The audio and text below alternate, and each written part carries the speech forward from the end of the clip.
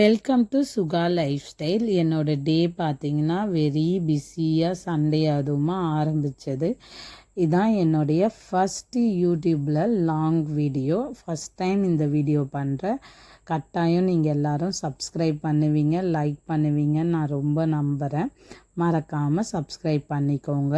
Sunday morning எனக்கு இப்படி தான் ஸ்டார்ட் ஆச்சு. என்னுடைய பொண்ணோடைய முகம் பார்த்திங்கன்னா ஏன் இவ்வளோ ஒரு சோகமாக இப்படி இருக்குதுன்னு பார்த்தீங்கன்னா, வீட்டில் செய்கிற முறை தான் பச்சளை மருந்து. இது அம்மா மாமியார் இதெல்லாம் பழக்கமாக சொல்லி கொடுத்தது. ஒரு 15 days ஒன்ஸ் இந்த மாதிரி கொடுக்கறதுனால வயிற்றில் பூச்சி இருக்காதுன்னு சொல்லுவாங்க, ஹெல்த்துக்கும் நல்லதுன்னுவாங்க. மிளகு, சீரகம், நொச்சி, நொனா இலை, கற்பூரவள்ளி, துளசி, பெருங்காயத்தூள் இதெல்லாம் போட்டு பண்ணுறது. நல்லா உரலில் இடித்தோ இல்லை அம்மியில் அரைச்சோ கொடுக்கலாம். இந்த மாதிரி இடிச்சிட்டு அந்த சாறு மட்டும் கொடுக்கலாம். ஏன்னா குழந்தைங்கன்றனால திப்பியோடு அவங்க முழுங்க மாட்டாங்க. சாறு மட்டும் எடுத்து ஒரு சங்கு அளவுக்கு ஒரு குழந்தைக்கு கொடுத்தா ஓகே.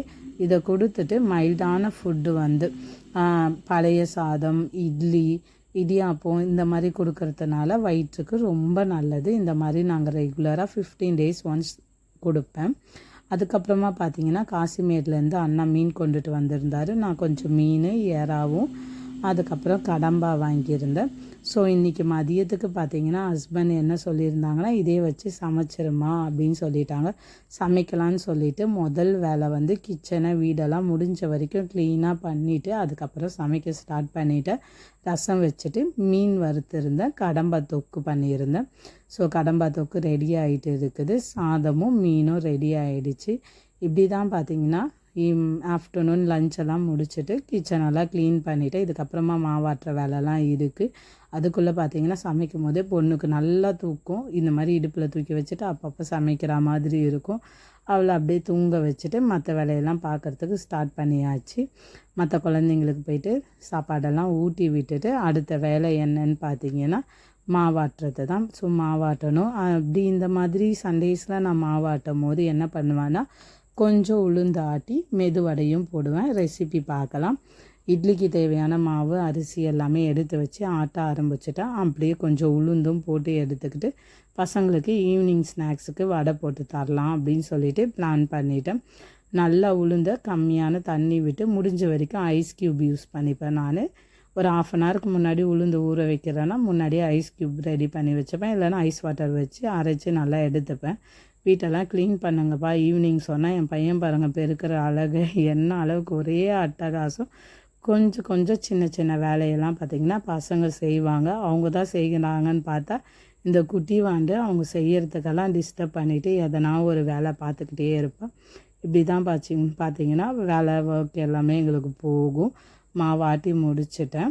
அதுக்கப்புறமா பார்த்திங்கன்னா வடை போட்டுட்டு சின்னதாக ஒரு டீ மட்டும் போட்டுக்கலான்னு சொல்லிவிட்டு ஈவினிங் ஸ்நாக்ஸுக்கு ரெடி பண்ணியாச்சு. மாவில் கொஞ்சம் உப்பு, மிளகு, சீரகம், அதுக்கப்புறமா கொத்தமல்லி, கருவேப்பிலை, வெங்காயம் போட்டு நல்லா மிக்ஸ் பண்ணி வச்சுக்கோங்க. நான் பார்த்திங்கன்னா பச்சை மிளகாய் யூஸ் பண்ண மாட்டேன். குழந்தைங்க சாப்பிட்றாங்கன்னு சொல்லிவிட்டு கஷ்டமாக இருக்கும்ட்டு யூஸ் பண்ண மாட்டேன்.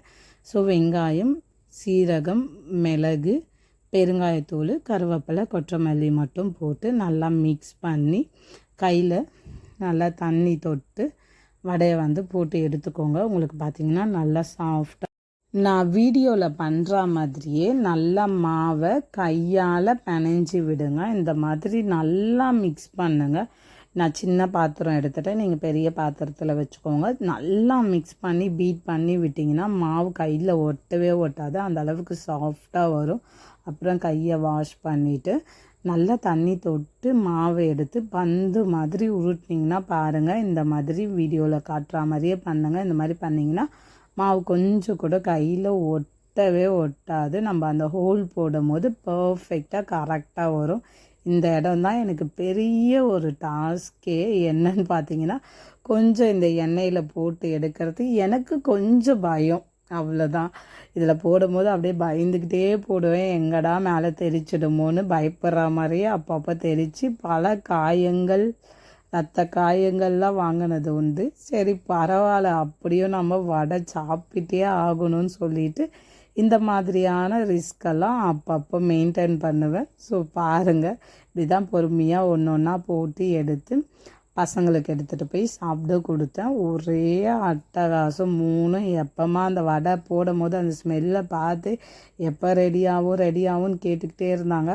வடை ஆறவே இல்லை. சுட சுட எடுத்துகிட்டு போயிட்டு பசங்கக்கிட்ட கொடுத்துட்டேன். பையன் கை வச்சுட்டு வாயில் எடுத்து வச்சுட்டாரு. கையில் வைக்கும்போது தெரியல போல். வாயில் எடுத்து வச்சதும் இங்கே பாருங்கள், வச்சதும் தொப்புன்னு கீழே போட்டான். சூடு தாங்கவே முடியல. அந்த அம்மா எப்படி சாப்பிட்றதுன்னு தெரில, மேலெல்லாம் வைக்கிறாங்க. நான் சொல்கிறேன், புரியவே இல்லை. அதுக்கப்புறமா பொறுமையாக உட்காந்துச்சு. அவங்க 3 பேரும் சாப்பிட்டு முடித்தாங்க. எனக்கு கொஞ்சமாக டீ போட்டுக்கிட்டு வடை வச்சு என்னோடய ஈவினிங் ஸ்நாக்ஸ் பார்த்திங்கன்னா எனக்கு இப்படி தான் போச்சு. உங்களுக்கெலாம் எப்படி போச்சுன்னு மறக்காமல் கமெண்ட் பண்ணுங்கள். இவ்வளோ நேரம் என்னுடைய வீடியோவை ஃபஸ்ட் டைம் எவ்வளோ சொதப்பல் பண்ணேன்னு தெரியல. பொறுமையாக பார்த்தவங்களுக்கு மிக்க நன்றி.